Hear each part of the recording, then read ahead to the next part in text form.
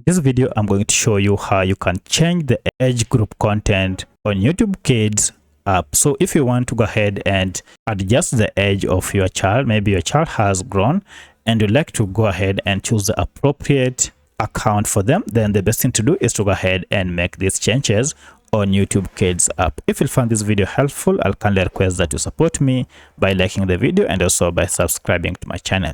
So to do so, go ahead and open your account, and once you are on the account of your child, go ahead and click on this gear settings here, this gear button, and from here you will have to go ahead and enter the arithmetics that is available for you here. So I'll go ahead and enter the arithmetics and then click on next.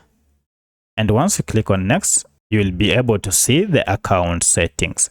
Under this, go to this option called content control, and under it you can see the content type that you selected. Now if you want to go ahead and change this from younger maybe to another appropriate content category, just go ahead and tap on it like that, and then from here now you'll be able to select the appropriate age category for your kid.